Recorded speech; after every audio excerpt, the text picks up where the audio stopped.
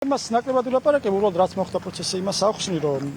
სამი ადამიანის შეურაცხყოფას ედავებოდნენ, აქედან ერთი ადამიანი დაიკითხა დღეს სასამართლო პროცესზე და პრინციპში დაადასტურა, რომ მისთვის პირადად არ მიუყენებია გიორგის შეურაცხყოფა, საუბარი იყო ჩამდები პოლიციელებისთვის შეურაცხყოფის მიყენებაზე,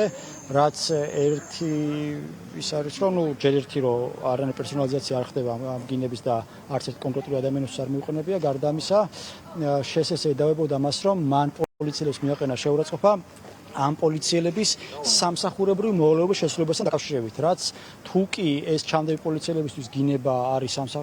ამ უხშდება, ეს ნიშნავს, რომ შინაგან საქმეთა სამინისტრომ აღიარა, რომ ნარკოტიკის ჩადება არის პოლიციელების სამსახურებრივ მოვალეობის შესრულება. ეს არ არის რამე ინტერპრეტაცია, ეს არის პირდაპირ რაც ვილაპარაკეთ სასამართლოში. შინაგან საქმეთა სამინისტრომ დაადასტურა, რომ ხოლმე ეს იყო. რაც შეეხება ირაკლი კობახიძესა და ლევანი გვარი არ მახსოვს პარლამენტის წევრის მიმართ შეურაცხყოფის მიყენებას, კი ბატონო, ამ შემთხვევაში რა არ არის უხამსობას ადგილი არ ქონდა, ეს იყო საჯარო Facebook პოსტი, ერთი პოსტი და ერთი კომენტარი, სადაც გიორგი, სავარაუდოდ გიორგის პოსტი იყო, მე მასალები ძალიან სუდად გადმომეცა, ასე ვთქვათ, სუდი ხარისხის იყო, თუმცა საუბარი იქ არის ისე ტერმინებზე, როგორც არის მატყუარა, მოღალატე, იქ არ იყო რა გინება და რამე ესეთი უხამსი სიტყვები და იყო რაღაც ტვინ